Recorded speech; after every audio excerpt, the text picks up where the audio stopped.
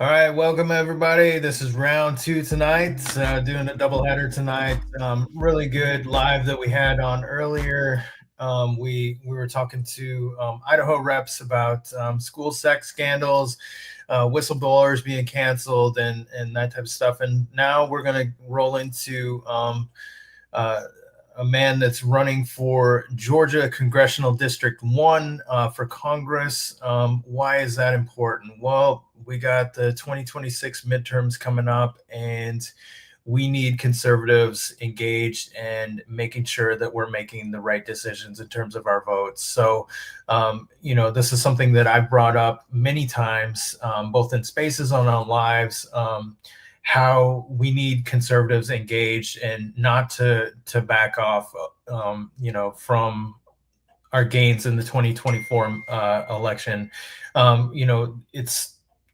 It's kind of concerning to me.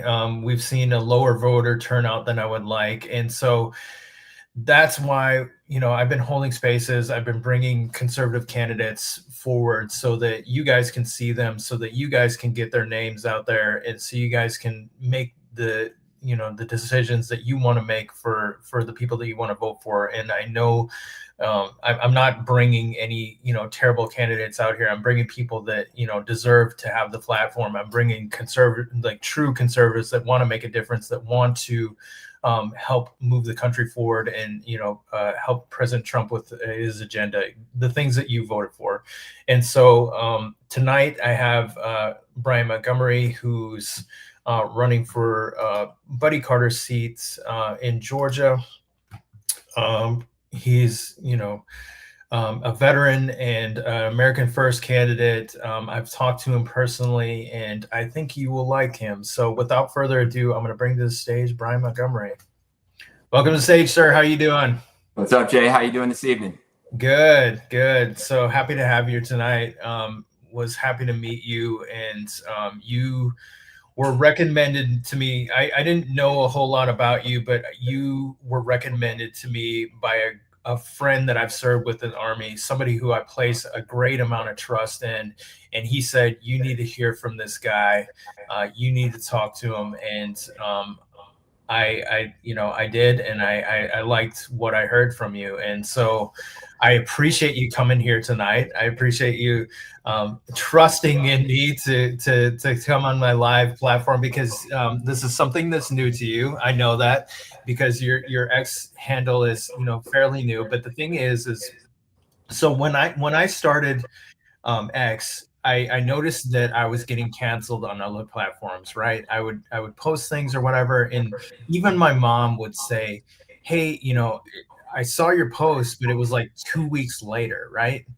Well, that's because of social media. They're suppressing conservatives on these platforms. And so a lot of us move over to X. We have this and not everybody's on it. And I've tried to impress this upon local candidates, try to impress this on state candidates within Georgia, how many conservatives moved over here, because this is where a lot of stuff is happening. So I try and push you guys over to this thing, because this is where the majority of conservatives are. And another place where you're going to find a lot of them is on TikTok too. But it's hard. It's hard because door knocking is important. Going out and shaking hands is important too, but you also have to hit these pieces too, because there's a whole other audience that you're going to get, from doing this. And you can use social media influencers like me, or like some of the other bigger influencers, to help get your message out there. Because if you're conservative, if you're standing for the right principles, we're going to help push you to the finish line. And that's why we do this. And this is what I enjoy doing. So I appreciate you coming here tonight. Why don't you introduce us? Why don't you tell us a little bit about your military career before we go into the politics piece? Yeah, Jay, I appreciate you having me on tonight. We had a great conversation, and you talked to me about social media, and I'll be the first one to admit my focus has not been on social media. It has definitely been with my soldiers that I've had the responsibility to lead. And I've played around. I had the opportunity to be the PMS at Georgia Southern University. And I quickly learned that my cadets were not on Facebook. They were on TikTok and some other areas. And so I dipped my toes in it a little bit, but it just, I'd much rather be face to face with people, especially if I have an organization. So I didn't really engage on social media that much, because I saw a lot of my cadets 2 or 3 times a week and was able to communicate them with that way. But entering into politics, entering into the race, I'm quickly realizing, 700,000 people in the district. I'd love to shake every single hand, but that is, time does not allow for that to occur. So I've got a great team with me that's getting me on social media, getting me on X, Facebook, Instagram, and I'm learning through the process and getting on. So I appreciate folks like you who are focused on conservative values, who want to get the right candidate out and the message out and allow us to introduce ourselves. So thank you so much for the opportunity. Yeah, anytime. And I told you this before when we met or whatever, like I want to win, and I want to win for a country. It's not like it's, I'm going to, like, Democrats are crushing the social media game. And I see it as, having 100,000 followers, it's a gift. But I want to impress upon, conservative candidates that, we need to make a stronger presence out here. Gen Z, the upcoming generation, these are voters, right? These are, my 17 and a half year old just registered to vote, right? So these guys are coming up, and so we have to reach them too, because we got the boomer generation that's, kind of, they're getting older or whatever, and we got the new guys coming in, and so we got to reach them in another way. We got to bring them into the fold. We have to make them realize that we are the people that are going to make things more affordable for them. Conservative ideals are going to be the way that they can afford to buy a home. If you keep going down the road that, whatever Joe Biden or whatever, like, was going down, home prices doubled under his watch. And so that wasn't the way that it should have been. But that's just, we have to impress upon them that, we have a better idea, and we have we're going to make things more affordable for them. We're going to make life better for them in the long run. If they just listen to us, they just hear us out. And so that's another reason why we need to hit these social media platforms too. Jay, I think you said something incredibly important there, and I'll take the opportunity to tell my story. But what's important is some of the things that you were talking about, affordability, and you mentioned President Trump and the Obama administration, or I'm going to get to Obama in a second, but the Biden administration, right? So in President Trump's first administration, he took whatever President Obama left him, and we accelerated, right? And that's why we want him as our president, because remember that time, the economy was booming, growth was on. People felt like they were being successful and had incredible opportunities. And then what we see is the Biden administration comes in, and listen, President Trump has the right ideas. He is leading us on a path that's going to return us back to what we saw 16, 17, 18, 19, right? But we're starting from a different starting point. Inflation was at the highest it's ever been at the Biden administration, and we need to give the president time. He's got the right mentality. He's got the right agenda. I mean, we have elected him to get it through and get it passed, get us back to those times. And one of the reasons I'm sitting here before you tonight is we were all thankful that President Trump got elected, right? And we all kind of sighed this sigh of relief. But what you've seen over and over and over again is obstacles, challenges placed in front of him by the Democrats that won't allow us to accomplish his agenda. And so what President Trump needs is more fighters up in DC to fight with him to get his agenda passed through. I think Speaker Johnson's done a phenomenal deal with the One Big Beautiful Bill, and the coalition that he had to build to get that through was absolutely incredible. But there are people that are falling by the wayside and not following President Trump's agenda, and we need to get the right people up there.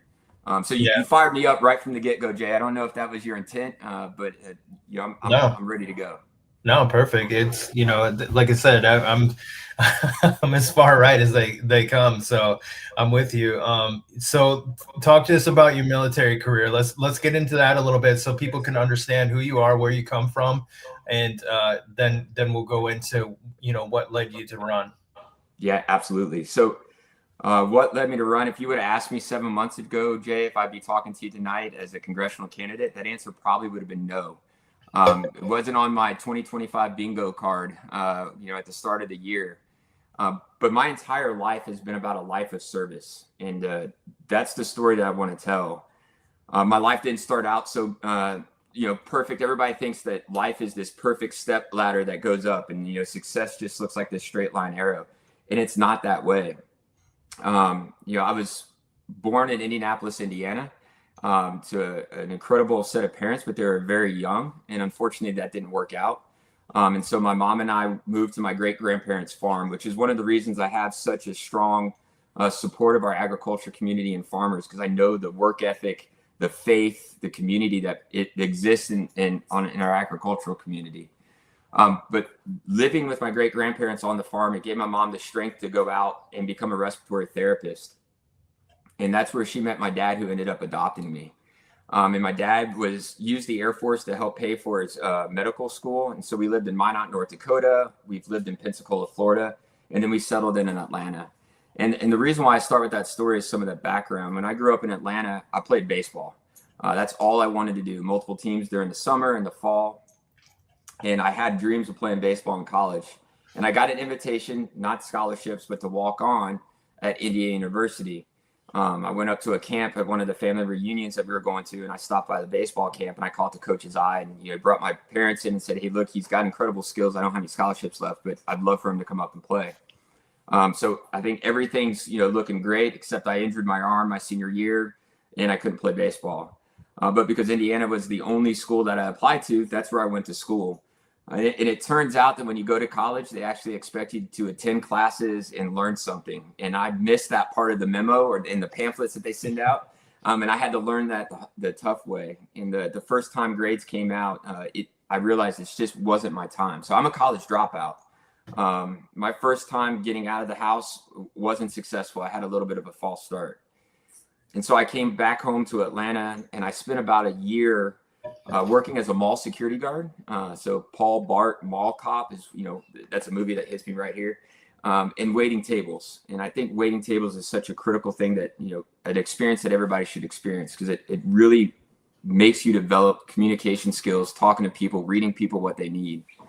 But I was running an errand for the restaurant one day. We had two locations. We had one in Roswell, Alpharetta area, and one in Buckhead. And I was driving down Roswell Road in Atlanta, and I got stopped at a stoplight. Not a big deal, but as I was sitting there and I looked to my right, there was a strip mall. And inside that strip mall was an Army recruiting station. And as much as I was waiting on that light to turn green, it didn't turn green. It stayed red. And I started to get this overwhelming feeling, almost as if a voice was talking to me. And I truly believe that God has a plan for all of us. I really do. A lot of times I wish we could get a manual right at the beginning of life, and so we can flip through like the hard chapters and stuff. But as I sat there at that light and I was listening to the voice was telling me to go. I didn't have any plans to join the military that day. I'd love to sit here and tell you my life is, I've always wanted to join the Army. This is what I wanted to do. I watched the movies. That wasn't it. I left the house that day not planning to join the Army. But as I sat there at that light, I decided, okay, I hear you. And I pulled in. I walked into the Army recruiting station. I pointed at the Airborne Ranger poster on the wall and, went to MEPS in Atlanta. And 3 weeks after that, I left for basic training. It was kind of rapid fire. I will not review the conversation that I had with my mother that night when I got home. And I said, she asked me how the day went. And I said, well, I joined the Army today. There were a few choice words that went back and forth a little bit about what I was doing. And especially since my dad was in the Air Force, he said, son, you've made the absolute wrong decision here. You should have gone to the Air Force. But it turns out the Army was exactly what I needed in my life. The discipline, the physical fitness, the reset of understanding who I was, and the confidence that it built in me. I had an opportunity to go to my first duty station, and I did really well there. And one day I was briefing the battalion commander, and I was just a specialist at the time. So that's really weird to get those opportunities, right? And at the end of the brief, he said, you've done a lot of great things, Montgomery. You have some potential. We were just sitting here talking. We think we want to send you to West Point. And Jay, I'll tell you, I had no clue what West Point was. I didn't have any clue what the Army was when I joined, right? Didn't do any research. And now anybody that's thinking about joining the Army, I tell them, okay, here are your options. This is what you got to go in with. This is what you want to ask for. I was the guy that came in and said, well, I want to go to airborne school. Oh, don't worry about that. They'll ask you for volunteers at the end of basic training. Yeah, that never happened. I want to go, to RAS. Don't worry, they'll ask for volunteers after basic training. Yeah, that never happened, right? So, I was a perfect candidate for a recruiter just to check that box to get a candidate in. But at that duty station, he said, I wanted to send you to West Point. And I walked out of that tent, and the first lieutenant that walked up to me, he said, how'd the briefing go? And I said, I think it went really well. The boss said something about sending me to West Point. I don't even know what that is. And he sat me down, and we had a discussion about leadership. We had a discussion about West Point was, and we had a discussion about the responsibility of leading soldiers. And that it was incredible. It got me excited about a possibility. We came out of the field. We were at Fort Polk, Louisiana, and came out of that rotation. And I called my parents and I said, hey guys, I think there's an opportunity for me to go to West Point. Is that something I should look into?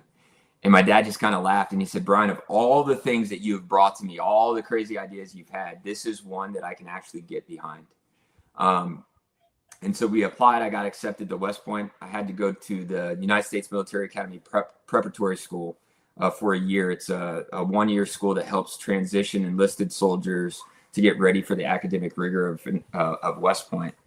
And so I got through West Point, I graduated, and I tell people I didn't get any smarter after 5 years of school, right? The 1 year at prep school and the 4 years at West Point, I went right back into the infantry. But that's when I got the opportunity to go to Ranger School, Airborne School, and all those other schools that exist for infantry officers. As a commissioned officer, I spent the first half of my career in the 82nd Airborne Division as an infantry officer, PL, XO, and multiple deployments to Iraq. All of them were kind of no notice. We were on the GRF, and so, it wasn't planned. We weren't on a chart that let us know in 6-9 months that we were going to deploy. The phone rang and we had to go. So the first one was kind of short, as for the first elections in Iraq in 2005. And then the second one was on December 26th. They let us go home for Christmas and gave us Christmas Day. And then December 26th, we got a phone call that we had to be back up at Fort Bragg. It was right as President Bush had made his decision to commit additional troops into Iraq for the surge. And we were alerted to go over there and start setting conditions for that. That was supposed to be a 4-month deployment to set the conditions, and extended to 6 months, 9 months, 12 months, and ultimately extended to 15 months. But about halfway through that deployment, I got the opportunity to go up to the headquarters and work for General Petraeus on his SIG. It's part of a small group that helped work on his strategic talking points, prep for congressional delegations. We came back for the testimony in 2008 to give a report on the surge. And I talk about that point. It was a wonderful experience to work with General Petraeus. But I talk about that point because that was the first time that I really my eyes opened to politics and how to communicate and how to get stuff done and how the government works. And that's when it started piquing my interest of watching how this develops and how you get things done. For me specifically, it was, how do we get the resources for the soldiers in Iraq to continue the tactical fight, right? After I left there, I stayed at the 82nd and was a company commander. We were training to go to Afghanistan when the earthquake happened in Haiti in 2010. And so we got deployed down to Haiti for search and rescue initially, and then humanitarian assistance after that. And we were there for about 4.5 months after that catastrophic natural disaster down in Haiti. Came back from that deployment and had an opportunity to go back to West Point to teach. And so that was something that was very critical to me at that time in my life. The first was I wanted to give back to an institution that had changed my life and given me opportunities, and give back to the cadets that were there. The second, and I'm going to be honest with you, with the op tempo when I was, a lieutenant and a captain, I got married a week after graduating from West Point, and I'll tell that story in a second because it's an awesome one. But the op tempo and being apart, we were only together for about 8 months the first 4 years we were married. And so that had caused a lot of strain in the relationship and, failure to communicate. And so going back to West Point would give me the opportunity to resettle that foundation because family is critically important to me. And of course, the third reason was to continue to challenge myself academically and push myself further. And so that gave me an opportunity to return back to West Point and teach leadership at West Point and give some of those lessons learned through the first part of my career back to cadets. After that, I got the opportunity to go to Fort Stewart, Georgia. And that's where that's how I ended up in Savannah. We've been here for almost a decade, getting pretty close to that. Came here in 2016, was a part of an infantry battalion, and then worked on a different organization on Fort Stewart, and then had the opportunity to run the ROTC program at Georgia Southern University, which is an incredible program. It was truly a blessing to have that responsibility. And I was there for about 2.5 years. And then got the opportunity. I was selected for Infantry Battalion Command back at Fort Stewart. And I know as a military guy yourself, you understand for officers, it's really strange to be able to stay at one place for more than a couple years. In fact, the second year that we lived in Savannah, we got a phone call from my son's teachers, and they asked, "Are you guys moving?" And we said, "Not that we're tracking. Why?" And they said, "Well, Andrew's going around telling everybody goodbye that, you're moving." And so when Andrew got home that night, we were like, "Buddy, what's going on? Why are you telling your teachers you're moving?" He's like, "Dad, we've lived here for 2 years. That's as long as you can live anywhere. It's time for us to keep going." So I got to be dad of the year that year because I asked them, "Well, son, do you like it here?" And he goes, "Oh, yes, Dad." And I said, "Do you like your school?" He's like, "Yeah, I love my school." And I said, "How about your friends?" He's like, "I don't want to leave my friends, but it's what we have to do." And I said, "Well, what if I tell you we could stay?" He's like, "You mean that we could stay here?" And I'm like, "Yeah, buddy, we could stay. If that's what you want, we could stay." And he got super excited about that. And that was 8 years ago now. So it's been exciting. Yeah, it's funny that you mentioned that because for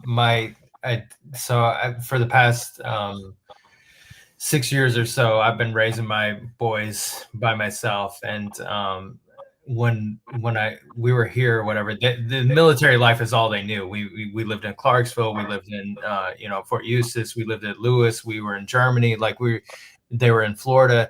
And so when we were here for a little bit, they were like, "Well, where are we moving next?" Yeah.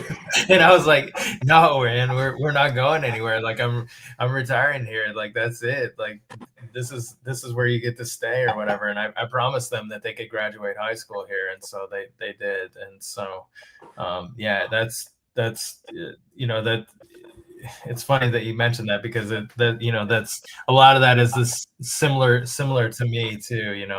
Because I have 2 teenagers or whatever, and so we went through some of the same stuff. And so you lived in Georgia, you lived in Atlanta and stuff like that, so you've been here for a while too. Talk to me about some of the stuff that's happened to Georgia, some of the stuff that's happened in the country. Talk to me of what fired you up in terms of like moving from your military career and then getting involved in politics. What really lit the fire? Yeah, so there's really 2 things there, Jay. The first one was after battalion command, I had a decision to make, right? Do I continue in my military service or do I retire? And I'll be honest with you, as soon as we moved here, we knew that we had found home down in Southeast Georgia. Absolutely love Savannah, love the area, love traveling south. And so the decision was made, family first. And so when I was looking at, my wife had gone back to school for anesthesia and, started a career at St. Joe Candler Hospital. My son was crushing it in school, plays football in the fall. And he does some acting in the spring. So that's just a weird thing, right? To go from the physicality and the aggressiveness of football, and then a month later he's competing in Shakespeare stuff. It's awesome to see him grow and have that depth. And then my daughter again has only been at one school, and she started shooting shotguns for the sports shooting team at her school. She came up to me one day and said, I want to shoot shotguns. And I was like, absolutely, let's give it a shot, not knowing how it's going to go. And now she loves it and talks trash to me every night that she's a better shotgun shot than I am, shooting skeet, trap, and sporting clays. I got to get her out on a rifle range to show her, what we did. But that decision to stay here, right, was critically important. I said at the beginning of this, I truly believe that God has a plan, and whether or not it was the opportunity presented to me to join the Army, the opportunity to go to West Point, the opportunity on how I met my wife. I was a randomly assigned escort at an event in DC. It was a blind date, and she's still here with me 21 years later. And then the opportunity to run for Congress. And so what had fired me up was the direction of the country, right? And what we were doing. I spent 23 years serving this nation and defending our great Constitution, right? And more and more, especially during the Biden administration, right? This is not who we are as a nation. The division amongst us inside, the weakness abroad, the hard-pressed economy on hardworking families, open borders and chaos, right? Like the list can go on and on and on. And this is not what we fought for. This is not what I fight for. This is not who we are as a nation. And a part of that too is my West Point class. We've lost 23 of my classmates during the global war on terror. That's the most since the class of 1966 in the Vietnam War. Their sacrifices are not for this. We fought for something greater than this and truly believed in who we are as a nation. And so you start to get fired up about that and you start looking at it. Again, a lot of that time I'm an active duty soldier, right? And then I make that transition and I got a phone call the Friday before Mother's Day weekend. I know exactly where we were at because I was on the back porch with my wife having a drink and talking about Mother's Day and what she wanted to do. At 21 years of marriage, I don't try to come up with anything new. I just ask her what she wants to do and then follow it to a T, right? And I got a phone call from a very close friend. He was my roommate at the West Point Prep School, John James, who's currently a member of Congress in the state of Michigan and is running for governor of Michigan and is absolutely crushing it because he's an incredible leader. And he called me and he said, "What do you think about Buddy Carter?" And I said, John, it's not my day to track Buddy Carter today. Is everybody good? And he said, Buddy Carter is announcing that he's going to run for Senate, which is going to open up the House seat in your district. And I said, okay. And he goes, Brian, I've known you for 25 years. I know the man that you are, the servant leader that you are. And I know 100% that you are the right man to represent the 1st District in Georgia. And, selfishly, I want you up here to help us fight. And I said, okay. And he goes, I want you to run for Congress. And he goes, I really don't care what you're doing right now, but I know this is absolutely the right thing for you. And that conversation kind of went on, and I told him, I said, John, I don't know anything about politics, man. I don't know the first step. And he looked at me, he goes, Brian, how do you walk off an airplane? And I said, John, you don't, you jump. And he goes, exactly, man. Jump into this.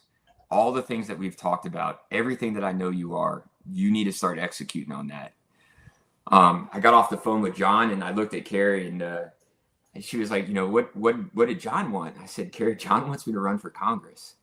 And she had a drink in her hand and she just kind of, glared at me over the cup, and she set it down after a pretty long sip. And she just looked at me and said, absolutely, Brian, this is exactly who you are. So when I look at inside the state of Georgia, right, especially here in the 1st District, I get questions all the time, are you fired up to be a representative for this district? I'm like, hell yeah. We are so blessed in the district. And I don't know how many of the viewers are here in the district or not, but the 1st District in Georgia runs from Effingham County, kind of Savannah in the north, all the way down the coastline in I-95 down to the border of Florida. There's 15 counties in it, and it's absolutely incredible. And I tell people, like, what fires me up is, number one, this district defends America. You got a military base at Fort Stewart, Hunter Army Airfield, Naval Submarine Base Kings Bay, our federal law enforcement training center in Brunswick, 2 special operations forces, and the hammer of the 18th Airborne Corps, the nuclear trident down in Kings Bay. This district defends America. So it needs a representative that understands that. It has been 32 years since this district has had a veteran represented. There's over 65,000 veterans in the district. So to have a representative, to have the opportunity to represent a district that defends America, now I'm surprised I haven't jumped out of this seat. The second part of that is this district drives the American economy through the ports in Savannah, the ports in Brunswick, our railhead in Raycross, our manufacturers that exist here. There's not a single thing when it comes to the supply chain coming from overseas into the country or our American-made goods that go out from our ports to across the world that are in demand. We drive the economy right here in the first district. And then, last but definitely not least, we feed America through our agricultural community, our row croppers, our cattlemen, our fish industry off the coast. This district feeds America. And then, of course, we have our timber industry that fuels it. But there are so many blessings just in those opportunities. And then the people that live here inside the district is absolutely incredible. And so when you look at where we were going as a nation, you look at the stress that the Biden administration, you can tell I got Obama on my mind tonight too, but the stress that the Biden administration put on the hardworking families that drive this country militarily, economically, and with our conservative values, it needs a representative that's going to fight for them. And that's why I'm here tonight with you. Yeah, I appreciate that. And, you're right. You're right about a lot of that. Southeast Georgia, it's a lot of people don't know about it. I didn't know about it until I moved here. I'm from Minnesota and Alaska is where I primarily grew up. My mom lived in Minnesota. My dad lived in Alaska. I used to spend every summer with my dad in Alaska. And then, I joined the military at 18. So, and hadn't been home since, but, here we've got a lot going on. And, one of the things that, as I'm talking to people and I see here on social media, one of the things that a lot of representatives or whatever, they talk, we hear from them or whatever, and they say they're all the right things. We think we're going to get a conservative or whatever. And we don't actually get this conservative person. They actually, they just kind of fall into the swamp with a lot of other ones. And so, when I think about putting a veteran in place there, I know that what these oaths and stuff like that mean to us, what a lot of veterans or whatever, they're going to do the right thing when nobody's looking, right? That's our army, one of the things we used to say in the army. And so in terms of putting somebody in Congress or whatever, America is hungry for people that are going to do the things that they say. We're tired of putting people in Congress that say they're going to do the right thing for us, and then as soon as they get in there, it's before we know it, they're insider trading, or they're just looking out for their their lobbyist donors or whatever. And so America is thirsty or hungry for somebody who's going to actually do and follow through on the things that they say on the campaign trail. Yeah, so I agree with you. I think a lot of times people get involved in politics because, one, they want to make a name on themselves, right? They want to get the social media hits. We've already determined I'm not on social media as much as I should be, so that's obviously not one of my goals, right? But I need to get on social media to let people know who I am. And the other one is to get rich. I don't need to do this. This is not something that I'm looking to increase my wealth. I'm doing it for the American people and the people of the first district. The amount of when you decide to go into politics and you throw your hat in the ring, right? There were a lot of prayers in this household before I made that decision. You got to understand that you're putting yourself out in front of people. There's going to be incredibly harsh things said about you. You're under a microscope. Everything you say is going to be done. It is just as easy to say, yeah, I'm good. There's no reason for me to put me in that spot, right? To put myself, to put my family in that type of situation. But when it comes down to it, and if I can continue to be an example for my children of what believing in something greater than myself looks like, right? To sacrifice any type of personal gain so others may have the opportunities to succeed, to become the best versions of themselves. If I can lead that example for my children, that's exactly what I'll continue to do. I've already fought for this nation for the last 23 years, and I will continue to fight for it until my last breath. It's the only thing that I know how to do.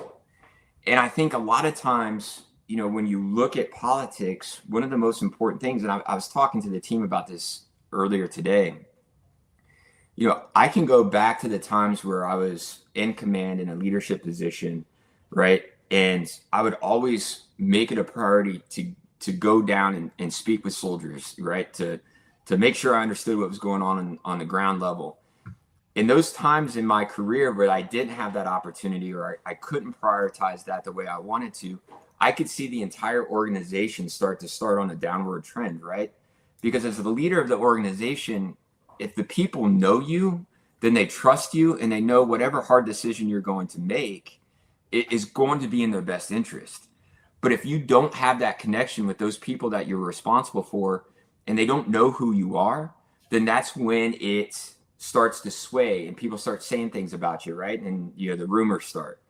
And so I think one of the critical things and why I'm in this race is, and what I've done in the 3-4 months that I've been in this race, time has kind of lost all meaning right now, is getting out, introducing yourself to the voters, and letting them know that I'm going to be here. I've told people on the trail, this isn't, you get to see me one time. I want your vote. And oh, by the way, if you're willing to donate, that's great. And then you never see me again.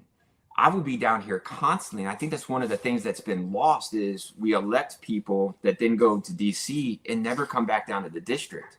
And whether or not that's because they're afraid to face the people that they're responsible for, right, and get bad news or get yelled at or get disagreed upon, or it's taking lobbyist money, right, and getting very secure up in DC and taking that. That's not what I'm doing this for. I'm literally on the longest job interview I've had in my life, that starts in the primary season and then continues on to the general, and then hopefully continues on past that, right? As long as I am doing the job and the American people in the first district know that I'm working hard for them, then I'll be there for them. But I'm not getting into this to hide somewhere in DC. I'm not getting this to stay in Savannah, right? I'm getting this because I know what it's like to be responsible for people from all over. I know what it's like to be on demand 24/7, right? Because as you know, like there is no off day in the military. Right. You want to have that weekend, you want to do that, but especially in a leadership role, that just doesn't exist. So I've led that life. I know what it requires, and I went into this eyes open with a commitment to the people of the first district to be their representative and their voice in DC. Yeah. And I threw your handle down here. It's scrolling across the bottom. If you're watching, if you're listening, please give Brian a follow. Help his X handle get out there. And I got my friend here, Molly. Who's that, Molly? Molly, yeah, she's a rescue dog. She's a lover, but she joins me on some of my lives. But yeah, no, I appreciate the things that you're doing because I talked about this with Don Brown. I guess it was last week. He's running for Senate. He's running for Tom Tillis' seat up in North Carolina. And one of the things that I said is, there are a lot easier routes for a military officer to go, right? You can go, work for, Lockheed. You can go work for one of these companies or whatever. Much more lucrative endeavor, in terms of putting yourself out there and running for office and stuff like that, and with no guarantee. And so I appreciate you guys going at it and getting after it and recognizing that we need help. I've talked about this a lot. We are not out of the weeds by any means. And in 2026 is so critical. President Trump gave us kind of a breath of fresh air. But the thing is if we don't win in the 2026 midterms, if we don't continue this in 2028, we are screwed in a lot of ways. We're the underdogs and we are coming from behind, and we have a lot of things working against us. And so, we have the media that's working against us. We have social media that's working against us. That's why I'm thankful for X and Rumble, because you can actually say some of the things that you actually mean. And it allows, conservatives to get up there. People criticize Elon Musk, but the thing is he helped us win the 2024 election. I don't care what you say about the guy or whatever, he helped us win. And so, it's a tough road to hoe. And this is why I feel the obligation to push you guys to get your message out there, to help you, you know, get reach the voters or whatever. And so I just, you know, I appreciate you guys going at it and looking out for our country. And this is, you know, it's a tough life, because you're essentially doxing yourself by running for office and putting yourself out there and putting your family at risk. You know, I mean, really, let's be honest. And so, you know, it's a dirty, nasty world out there, and bad things happen too. And so I just appreciate you guys willing to put yourself out there, willing to put your face out there, and willing to go at it for the country, because there's no other reason than, you know, it's either to make money, or it's because your sense of patriotic duty. Those are the only two reasons. Yeah, it's been tough, right? Because when I talk to people, number one, I just want to let everybody know, Jay, you're worth it, right? Sacrificing whatever may come in this race, right? You're worth it. The people of the first district they are worth it. They're worth putting myself out there to get the opportunity to represent them. And this nation is worth it. When I sat back and I thought about it, and I said, you know, if I didn't do this, if I didn't take the opportunity that John gave me the spark to do, right, how would I feel? And I you know, people that have served in the military know this over and over again. You know, if you don't take advantage of that opportunity, if you don't give your full heart to it, you sit back and you regret it, right? And you start saying, you know, oh, what if I would have done this, or what if I would have done that? And I know I would have been 10 times harder on myself sitting on the sidelines, because when I looked across the field, there's some great Americans that are in this race. There truly are, right? And I get asked all the time. I think there's 7 candidates for the Republican primary right now, and they're like, "Man, 7 candidates, you know, that's a lot of people." And I tell them, so I'm excited about that, because there are 7 individuals that believe in this country to raise their hand to put themselves into this situation. And I know for a fact that we will only make ourselves better. So at the end of this race, the first district gets the best person to represent them in DC. I'm going to give you a little secret. I think it's me. I know it's me. But you know, through this process, we will get the best person to come out. But you are worth it. I mean, we've only met one time, but the fact that you sit on this, you started this show. You get people's names out, you get the representatives that you believe in are going to be the best for the country. Like, you're doing your part, and you're worth it, because you're a part of the process. You've said it a couple of times now. This isn't about me, though. You know, it's about me and the fact that I'm trying to earn your trust, and I'm trying to earn the support of the people of the first district. But this is about all of us.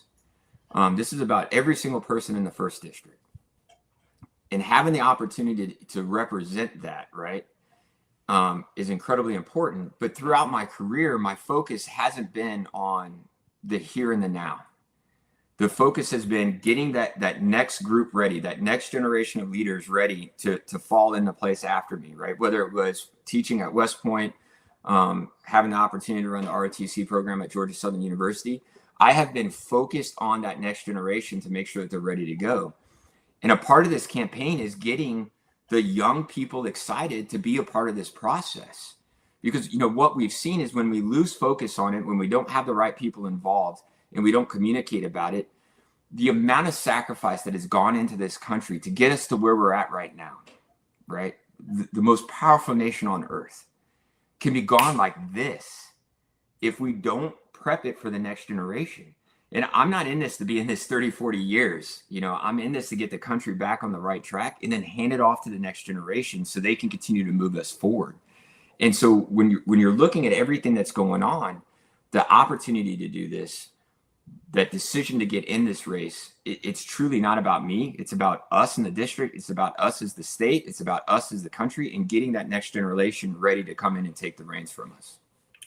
Yeah, absolutely. It's, you know, that's, you hit the nail on the head right there. And you know, again, that's why I'm big on the social media, the point or whatever, and like you guys getting out here and talking to them, because you're hitting new audiences, you're talking to, you know, different people and stuff like that. And this is where kids are. You know, I'm late Gen X, right? And a lot of people from my generation or whatever, they're like, get away from social media, get away from the digital piece or whatever. But that's not the answer, because these kids are not going away from, like, they're on social media, they are on their cell phones, they are on the internet, they are on these things. So you have to go out and get them where they're at too. So that's an important piece of this, because for the older folks or whatever, going out and shaking hands or whatever, door knocking and stuff like that, you'll get a lot of them. But like a lot of the kids, that's not where you're going to get them. You are not going to get them in that way. And so we have to reach them in other forms. And so, I saw this personally, door knocking, because I was a Trump Force 47 captain or whatever. And then,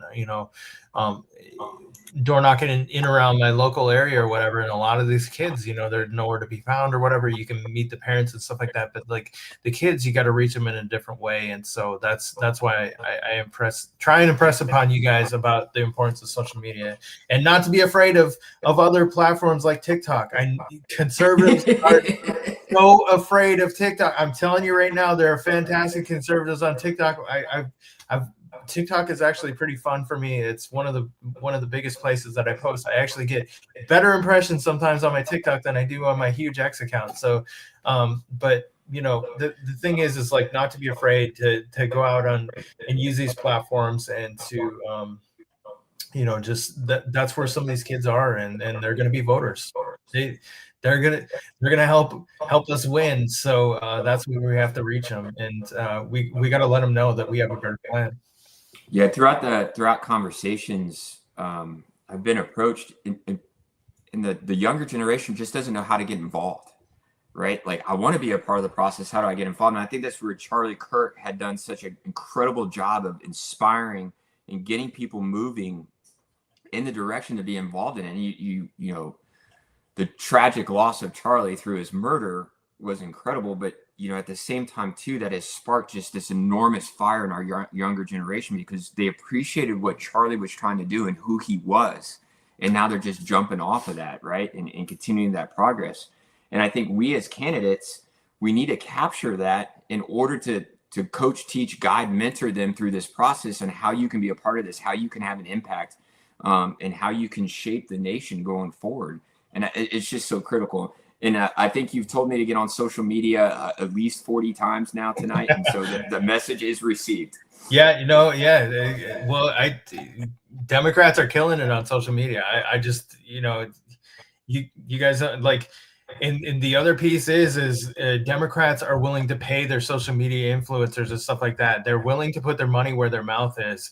And so it's not that I want you guys to do the same thing, but I want you to understand that they are killing it in that realm. And so that's, I want to see conservatives on there. I want to see you guys out there, because we have great personnel. Like there's great, we're not just dry old people on you know what I mean, like out there. Like they're funny conservatives, they're funny, like it's JD Vance owning the memes that's hilarious. I love it. Like it's absolutely hilarious. Donald Trump being on social media is absolutely hilarious. I don't care what anybody says, he's killing it on social media. You get hundreds of millions of views and stuff like that, because he's willing to reach out there. So same thing with you guys, congressional candidates. You guys need to do the same thing. Like, honestly, embrace it, because this is where it's at, and you can reach a ton of people. Every time you say XJ, I think you posted, I don't know how long ago it was, but the on Facebook with some like old, decrepit, overweight guy, and it was like on X, and it's like this huge buff guy. And so every time you start talking about X and the difference, and getting on X, it keeps popping in my head. That's why I keep laughing. Yeah, well, don't pay attention to like so we get dirty out here. I know you guys have an image that, like, we get out here, like, don't pay too much attention to what I'm saying, because some of the stuff might embarrass you. But the conservative social media influencers and stuff, we get, I like to say, we get dirty out here, because we get in the trenches and we call people out. We go to battle, on some of these fronts or whatever, which you guys don't need to do that. We let us handle that piece. And use our platform to help elevate your message, because I think you have a good one. honestly. Yeah, it's incredible, and the opportunity to do this. I got into this understanding what some of the basic things that people were concerned about. Safety, right? Number one. And listen, I truly believe in, you and I have both traveled the world, right? A vast majority of the people on this earth really only truly want three things, right? They want to live a purposeful life. You bring purpose to something, whether that's nonprofits, whether that's, for a company or whatever it is. But they want to do it in a safe environment, right? And they want to leave better opportunities for their children than the ones that they've had. And so I knew that kind of going in, just from the people I've interacted, whether it's in combat environments where the entire area around them is completely destroyed in rubble, to natural disasters, and the hope that exists in these people because we were there, right? And they're helping them. But again, going across the board, it's really those three things. And so I kind of understood with the dynamics of people want to be safe. And thank goodness for President Trump and closing the border, right? How many times were we told, oh, we can't close the border, it's too difficult, it's too complex. And he gets in office and guess what? Immediately. Things closed, right? Yep. And that's how it gets done, right? And now you see this backlash. I think Trump derangement syndrome, right? Anything that the president says, there's an automatic regurgitate, just opposite viewpoint of it. The man is trying to secure us in our country and provide national security. And then we have the Dems that continue to support criminals, continue to support illegal immigration coming in. Like, the man is just trying to protect us. And that's one of his main jobs as the president of the United States. And so we've got to continue to get people in there that are going to fight with him to do that, to secure our population. When President Trump came into office, he reminded us what strength looks like, right? When we lead with confidence across the world respects us. When we close the borders, our communities thrive, right? When we protect the American workers, our economy grows, and that's where his focus is. And so when I don't understand this, different viewpoint of, no, we've got to protect the criminals in our country. Like, why? What is going on there? And so to have the opportunity to go in and fight to maintain the security that we're receiving under President Trump's leadership, right? That's critically important for me, and to maintain that. And I knew the hard pressures of the economy and the Biden economy that was pressing down on hardworking families. But what I've learned more and more being out on the trail is, what does that actually look like, right? The pressures on our farming community and on our farmers when it comes to regulation, on our small businesses, right? There are so many people out in the first district that I've met that have incredible ideas, that are passionate about what they believe in, and they want to, make a business out of it and sell it, whether it's services or goods, right?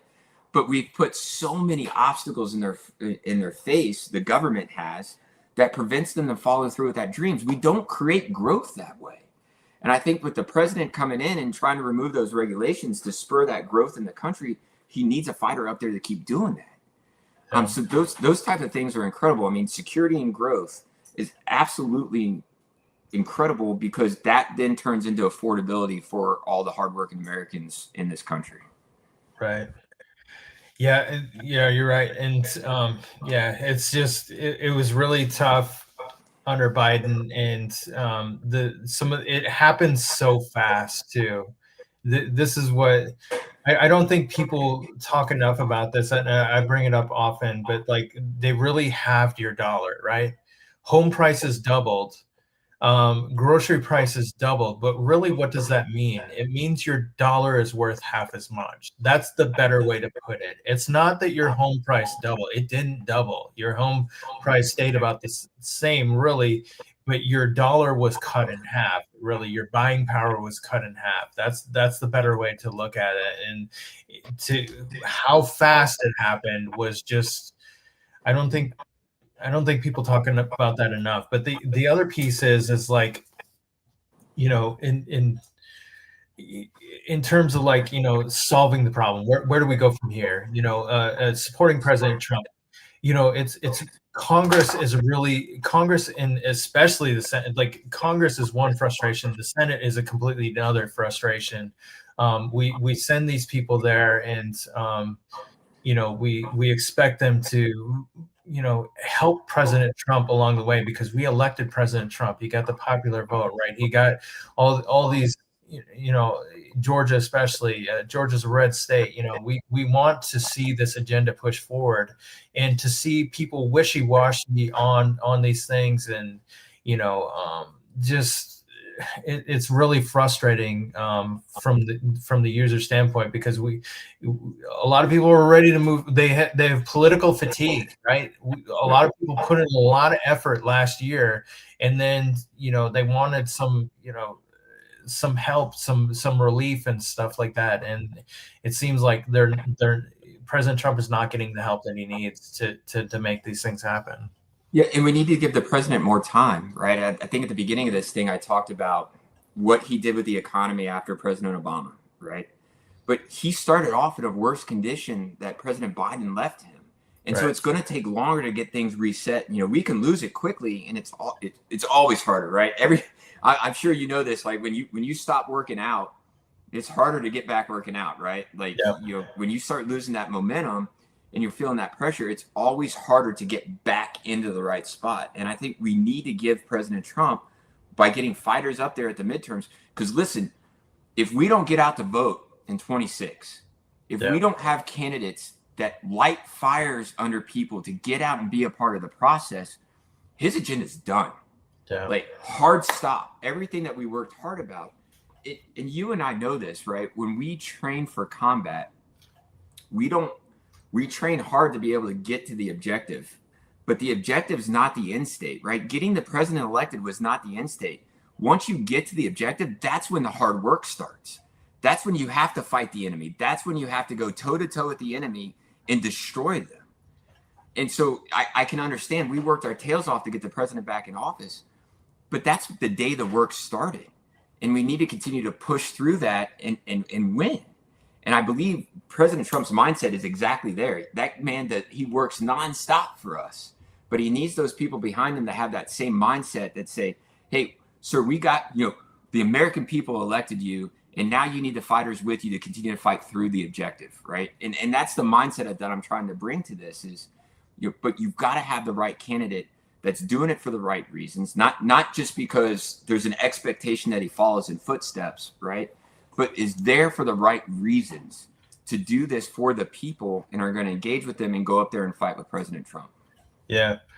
All right. Well, so talk to me about like the things that you like. Talk to me about committees that you'd like to be on if you get into Congress, and talk to me about like what are your priorities once you get into Congress, like different things that you would try and push for. Yeah, absolutely. So number one, House Armed Services Committee. It would be a main goal of mine, especially with those military bases I talked about at the beginning. I know it's very tough, if not impossible, for a freshman to get on energy and commerce, but that is definitely would be a goal of mine to get there, especially for everything that we have in the district. And then agricultural is going to be there, so I can continue to help our agricultural community in the district. It's going to be hard to say no to things, because I want to be a part of every single thing possible, including working with and for our veterans to get them the services that they have earned, right? It's not that they deserve, they've earned those. And so, it's going to be really hard to get up there. And somebody, the favorite question is, what are you going to do on day one? And it's hard to answer that question, right? Because when you look at all this stuff, when you talk to the voters, when you talk to the people, and there's so many different issues going on, you want to work on every single one of them. Luckily, I can walk and chew gum at the same time, so I know that I can have that ability to do that. But when it comes back to day one, there's really two things that I can control as a legislator, right? That is in my control. Everything else, I have to get up to DC. I have to build the coalitions. I got to be a team player in order to build that, so we can get the bills passed for that mean a lot for the country and for the district. But day one, there's really two things that I will be in control of that I promise I will do on day one. One is reaffirm my oath to the Constitution. That priority number one. And then number two is establish offices inside the district focused on constituency services, so that the people in the district know that they have access to me, they have access to the team, and we can help and support them. And when they need us to fight for them, we will absolutely fight for them. Those are the two things that I know I can do. And listen, Buddy Carter's running for Senate. And one of the great things that he's known about inside this district is the team that he has put together and what he does for the people of the first district. And if I can follow in those footsteps and that legacy that he's leaving behind of his service towards the people in the first district, then that's going to be a main focus to carry that on. Yeah. This is a side note, and yes. So one of the coolest things that I've ever done with my social media account. So Mark Lucas, who is a good friend of mine, former Article 3 project member with Mike Davis, right? And he does veteran action, and right now he's pushing the Veterans Bill of Rights, right? So he's pushing to get some veteran services, the things that we were promised, whatever, like codified or whatever. And so he's pushing this bill. Anyways, I tagged Buddy Carter, and I also did use his platform to send an email out to Buddy Carter and also Raphael Warnock and John Ossoff or whatever. Use his platform. It's actually a pretty fantastic little platform. Anyways, I did this. In the next day, Buddy Carter co-sponsored the bill that he's pushing or whatever to codify these veterans' rights. And I'm talking about TRICARE, right? A few years ago, they were looking to move us to Medicaid, right? Retirees, right? And President Trump said, absolutely not. We made this promise to him, but Mark is trying to get these things codified, the things that they promised to us, so that they can't use them as leverage. They can't use this as a tug of war. They can't take them away from us. These things were promised to us. We gave them the best years, the healthiest years of our lives, and we spent years away. I spent 5 years in combat.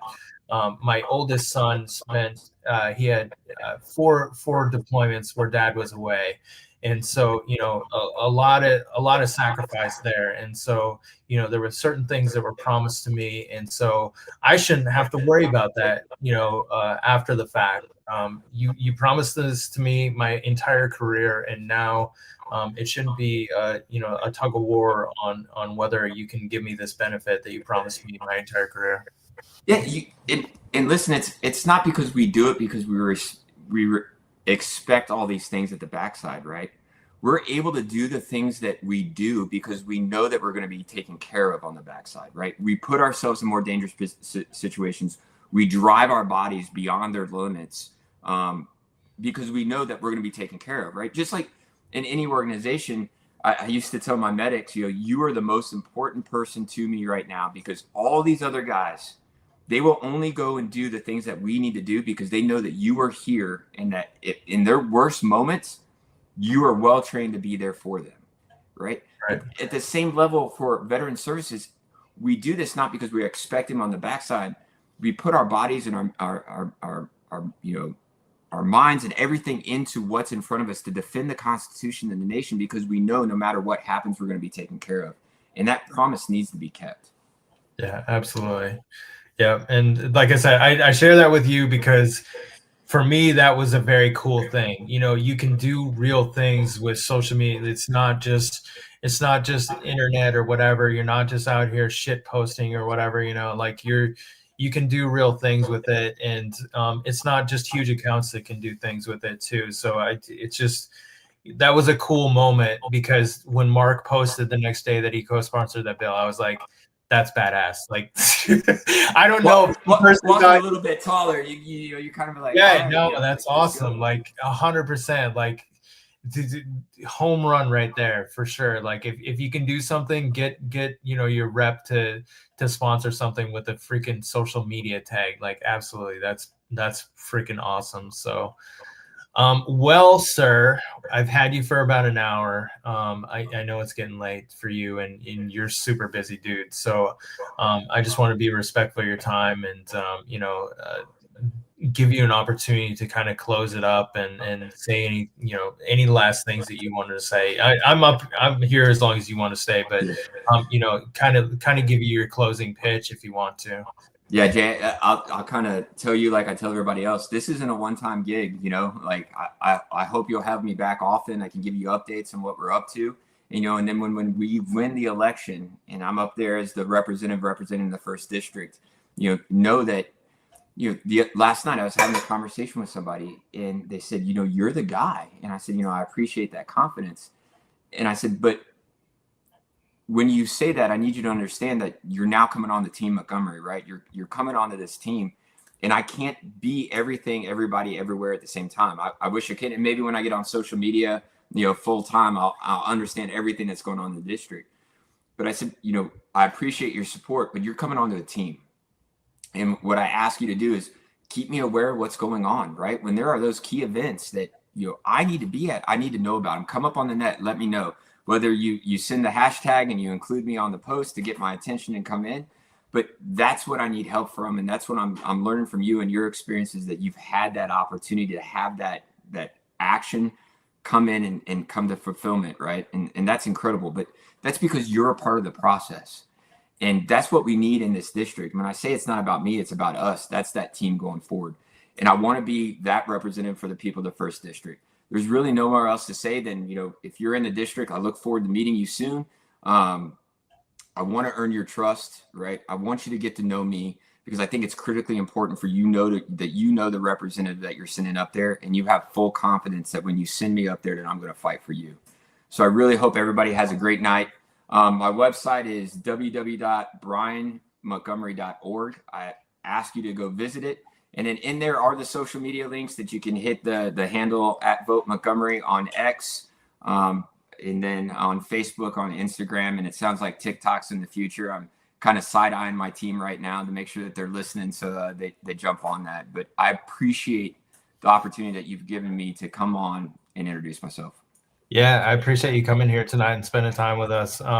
Follow at Vote for Montgomery, Vote_Montgomery on X.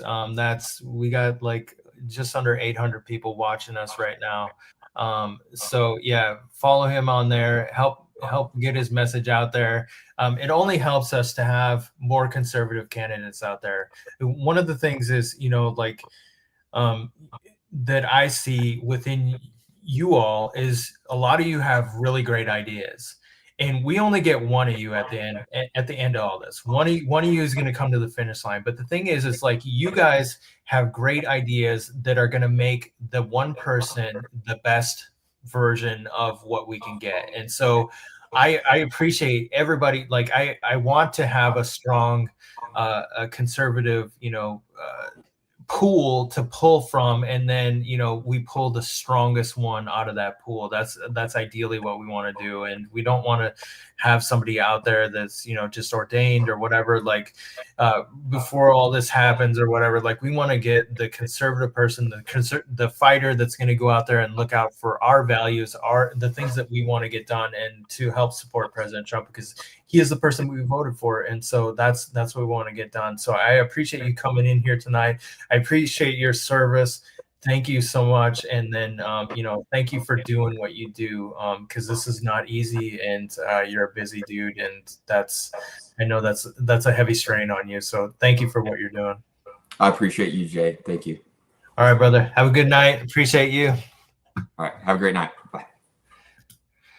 All right, there you have it. So follow at Vote for _Montgomery. He's running for Georgia Congressional District 1.